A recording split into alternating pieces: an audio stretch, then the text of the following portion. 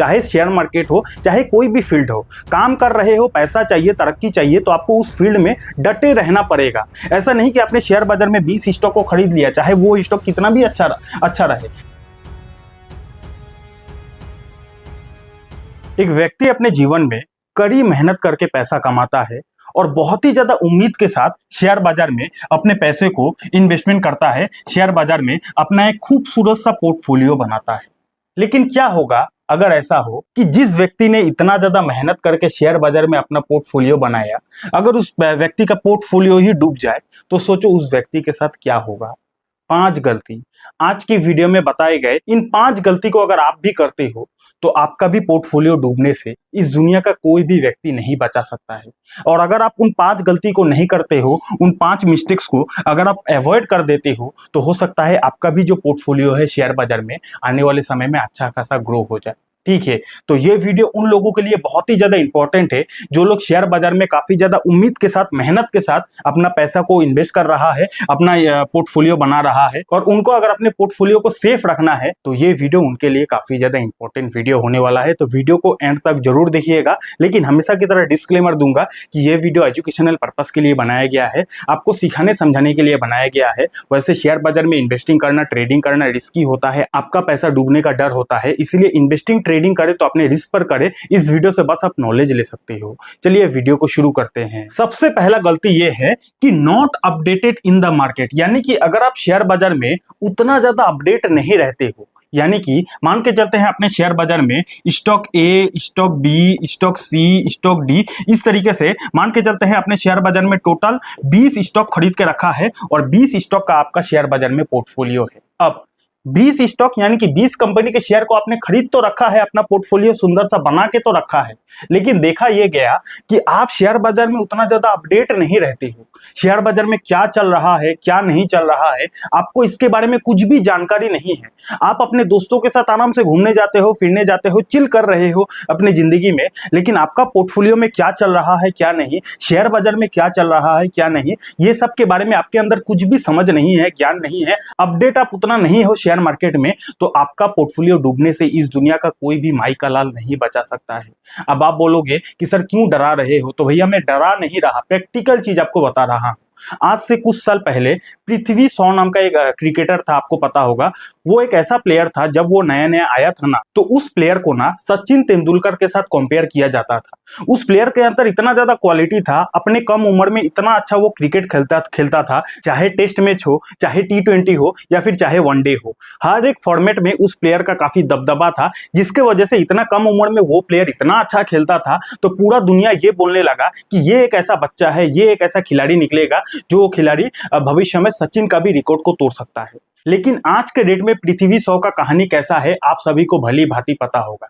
मैं इस वीडियो को दौरान किसी भी प्लेयर का दुमनाम या फिर नेगेटिव नहीं बोलना चाहता, जो प्रैक्टिकल चीजें हैं वही आपको बता रहा हूं। तो अब आप सोचो जरा, जो प्लेयर अपना कम उम्र से ही इतना अच्छा खेल रहा था, लोग उसको सचिन तेंदुलकर के साथ कंपेयर कर रहे थे, लेकिन उसी प्लेयर को आज के डेट में कोई नहीं पूछ रहा है क्यों, क्या रीजन है। इसके पीछे एक सबसे बड़ा रीजन ये है कि वो जो प्लेयर था, उस प्लेयर का जो अपना फील्ड था, उस फील्ड में वो व्यक्ति उतना ज्यादा अपडेट नहीं रहता था।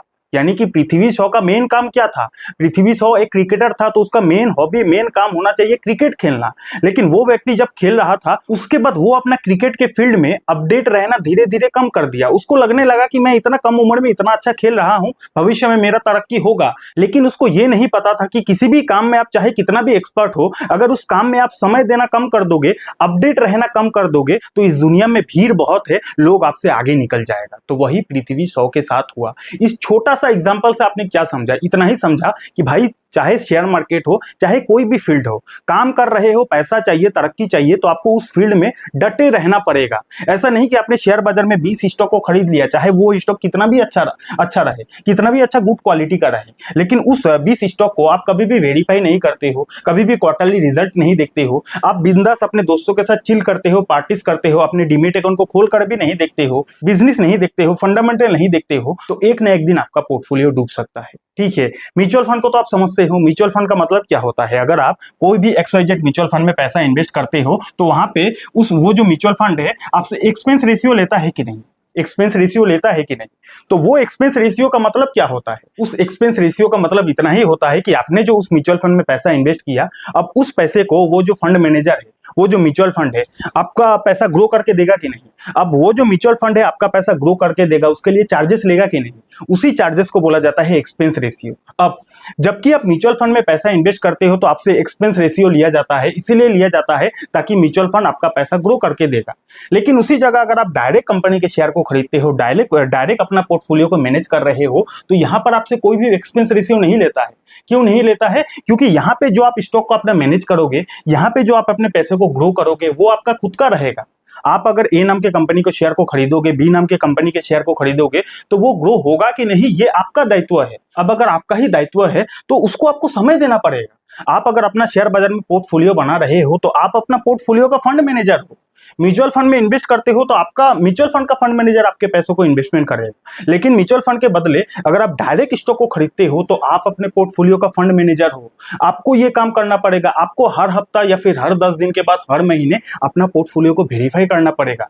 देखना पड़ेगा कि कौन सा स्टॉक कैसा परफॉर्मेंस कर रहा है। कहीं ऐसा कोई स्टॉक तो नहीं जो लगातार नेगेटिव रिटर्न दे रहा है, कहीं ऐसा कोई स्टॉक तो नहीं जो लगातार उसका जो सेल है गिरते ही जा रहा है, कहीं कोई ऐसा तो स्टॉक नहीं जिस स्टॉक का प्रोमोटर, एफआईएस, डीआईएस हर कोई माल बेच रहा है और पब्लिक खरीद रहा है। अगर ऐसा कोई स्टॉक होगा तो आपका पोर्टफोलियो डूब सकता है। तो कुल मिलाकर सबसे पहला गलती क्या है कि not updated in the market. अगर आप शेयर बाजार में अपना डायरेक्ट पोर्टफोलियो बना रहे हो तो आपको मार्केट में एक्टिव रहना ही पड़ेगा। अब एक्टिव रहने का मतलब ये नहीं है कि मैं आपको बोल रहा हूं कि डेली डेली डीमैट अकाउंट खोलो, डेली डेली चेक करो, ऐसा नहीं है मेरे भाई।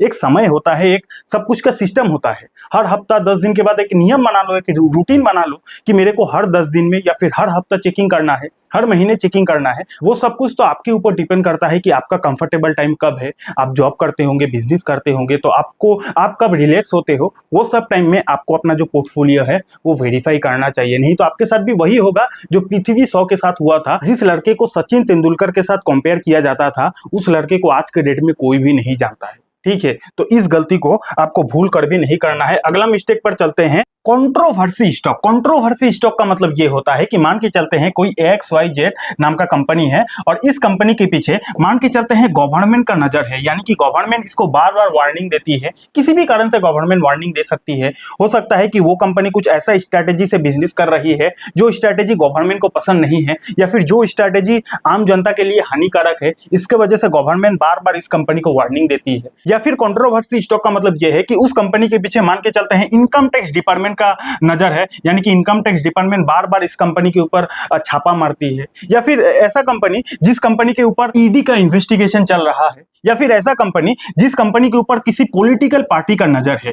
तो इस तरीके का कंपनी, इस तरीके का स्टॉक को बोला जाता है कंट्रोवर्सी स्टॉक। अब अगर कोई कंट्रोवर्सी कंपनी है ना, या फिर कंट्रोवर्सी स्टॉक है, तो उस स्टॉक में कभी भी बहुत बड़ा गिरावट आ सकती है। क्योंकि देखो, अल्टीमेटली शेयर बाजार होता क्या है? अल्टीमेटली शेयर बाजार बिजनेस होता है। और अगर आपको बिजनेस करना है और अपने बिजनेस में ग्रोथ लाना है ना, तो आपके पास फ्रीडम होना पड़ेगा। लेकिन उसी फ्रीडम को अगर छीन लिया जाए तो वो कंपनी भी रुक जाएगा और उस कंपनी का जो शेयर है वो भी शेयर बाजार में डूब जाएगा। ठीक है, तो अगर कोई कंट्रोवर्सी स्टॉक है, यानी कि जिस कंपनी के पीछे इनकम टैक्स डिपार्टमेंट पड़ा हुआ है, जिस कंपनी के पीछे गवर्नमेंट पड़ा हुआ है, जिस कंपनी के पीछे कोई बहुत बड़ा पॉलिटिकल पार्टी पड़ा हुआ है, जिस कंपनी के पीछे कोई ईडी का इन्वेस्टिगेशन चल रहा है, तो ऐसा कंपनी को खुला तरीके से बिजनेस करने का फ्रीडम नहीं मिलता है।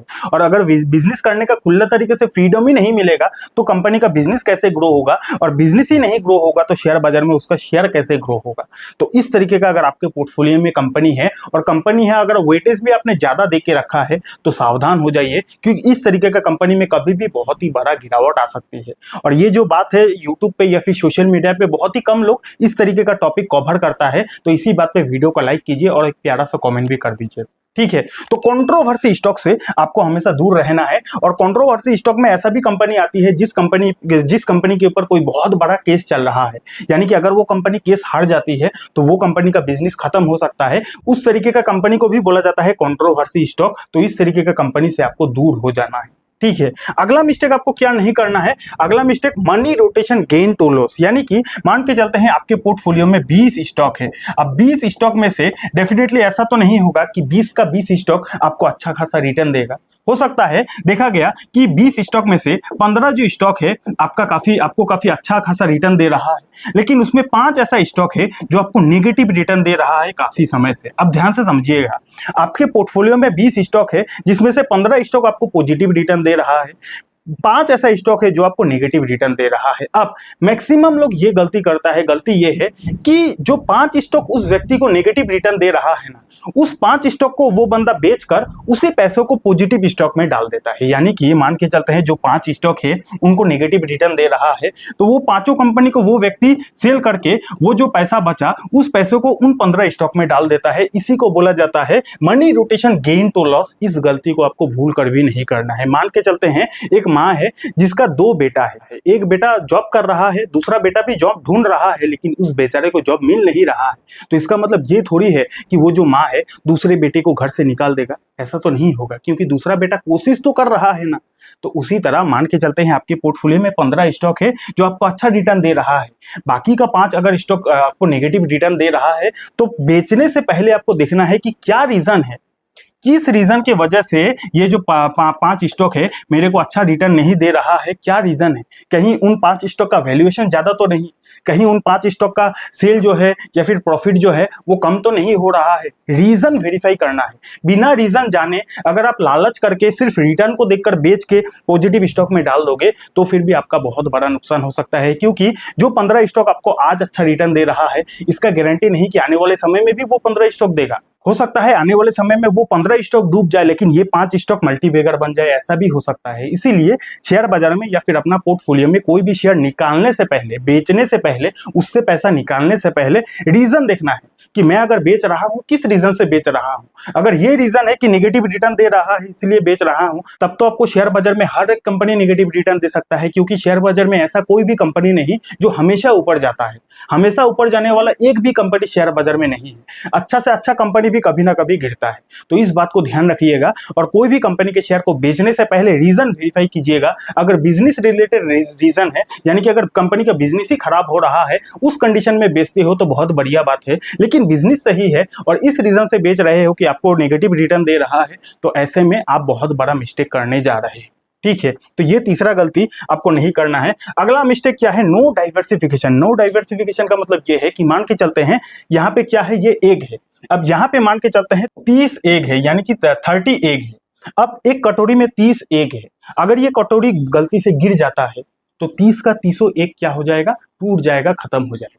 लेकिन उसी जगह इस 30 एग को 5 एग एक कटोरी में, फिर 5 एग एक दूसरा कटोरी में, फिर 5 एग तीसरा कटोरी में, फिर 5 एग चौथा कटोरी में, तो थोड़ा थोड़ा एग यानी कि 4-5 एग अलग अलग कटोरी में रखा जाए तो इस कंडीशन में क्या होगा, अगर 30 एग एक कटोरी में रखा जाए और वो कटोरी अगर गिर जाता है तो 30 एग का कहानी खत्म, 30 एग टूट जाएगा। लेकिन उसी 30 एग को 5-5 करके अलग अलग कटोरी में रखा जाए और 5-5 करके अलग अलग कटोरी में रखने के बाद एक कटोरी गिर भी जाता है तो आपको नुकसान कितना एग का होगा, आपको नुकसान होगा 5 एग का नुकसान होगा, लेकिन बाकी का 25 जो एग है वो आपका सही सलामत रहेगा। और इसी छोटा सा जो एग्जांपल है इसी को बोला जाता है शेयर बाजार के भाषा में डाइवर्सिफिकेशन। यानी कि आप अगर शेयर बाजार में मान के चलते हैं 2 स्टॉक या फिर 3 स्टॉक में अपना पूरा पूंजी लगा देते हो, सारा का सारा जो पैसा है सिर्फ 2 ही 3 स्टॉक में लगा देते हो। अब इस कंडीशन में अगर वो 2-3 स्टॉक डूब जाता है, बर्बाद हो जाता है, तो आपका पूरा का पूरा पोर्टफोलियो ही बिगड़ जाएगा। मान के चलते हैं आपके पोर्टफोलियो में 10 लाख रुपया है, अब 10 लाख रुपया है आपके पोर्टफोलियो में, बढ़िया बात है, लेकिन वो 10 का 10 लाख रुपया आपने एक स्टॉक में या फिर 2 स्टॉक में इन्वेस्ट करके रख दिया है। अब अगर आपने 1-2 स्टॉक में इन्वेस्ट करके रख दिया है, वो 1-2 स्टॉक अगर गिर जाता है, होता है कोई भी बिजनेस 100% ग्रो करेगा इसका कोई गारंटी नहीं होता है। बिजनेस कभी भी डूब सकता है और बिजनेस कभी भी मल्टीबैगर बन सकता है। तो बिजनेस में गारंटी नाम का वर्ड कोई काम ही नहीं करता है। तो इसीलिए अगर आपका पोर्टफोलियो में 2-3 ही स्टॉक है और सारा पैसा आपने 2-3 कंपनी के शेयर को खरीद कर इन्वेस्ट करके रखा है, तो ये बहुत बड़ी गलती कर रहे हो। जिस तरह एक कटोरी में अगर 30 अंडा रखा जाए, वो कटोरी गिर गया तो 30 का 30वां अंडा फूट जाएगा। उसी तरह अगर आपने सारा पैसा एक दो स्टॉक में ही इन्वेस्ट करके रखा है, वो एक दो स्टॉक गिर जाएगा तो आपका पूरा पोर्टफोलियो बर्बाद हो जाएगा। इसीलिए शेयर बाजार में पोर्टफोलियो बनाओ तो डाइवर्सिफाई करके बनाओ। अलग अलग कंपनी, अलग अलग सेक्टर को वेरीफाई करने के बाद, रिसर्च करने के बाद आपको इन्वेस्टमेंट करना चाहिए, डाइवर्सिफाई करके इन्वेस्टमेंट करना चाहिए। अब इसका मतलब ये नहीं कि आप अपने पोर्टफोलियो में 50 स्टॉक का बंडल बना लो, इतना भी डाइवर्सिफिकेशन नहीं करना चाहिए। यानी कि डाइवर्सिफिकेशन कीजिए, लेकिन उसका भी एक लिमिट होता है। अगर आप 50 स्टॉक को खरीद कर भर दोगे तो इसको बोला जाता है ओवर डाइवर्सिफिकेशन, इसमें भी आपका नुकसान हो सकता है। अब आपके दिमाग में ये कंफ्यूजन आया होगा कि सर एक बार बोल रहे हो आप डाइवर्सिफिकेशन करो, फिर आप बोल रहे हो कि ओवर डाइवर्सिफिकेशन मत करो, तो आखिर घटना क्या है? कैसे हम अपना पोर्टफोलियो को बनाएं, कितना स्टॉक खरीदे, कितना स्टॉक ना खरीदे? तो अगर आप शेयर बाजार में नया हो, अगर आप ये सीखना चाहते हो कि पोर्टफोलियो कैसे बनाया जाता है, पोर्टफोलियो को डिजाइन कैसे किया जाता है, तो मैंने इस टॉपिक पर एक डिटेल वीडियो बनाया है। उस वीडियो को देख लोगे तो पोर्टफोलियो कैसे बनाया जाता है, डाइवर्सिफिकेशन कैसे किया जाता है, वेटेज कैसे दिया जाता है, सब क्लियर हो जाएगा। उस वीडियो को अगर आपको देखना है तो ऊपर आई बटन में मैं उस वीडियो का लिंक दे रहा हूं, उस वीडियो को बाद में देख लेना। उस वीडियो को देखने के बाद आपको पता चल जाएगा कि पोर्टफोलियो कैसे बनाया जाता है।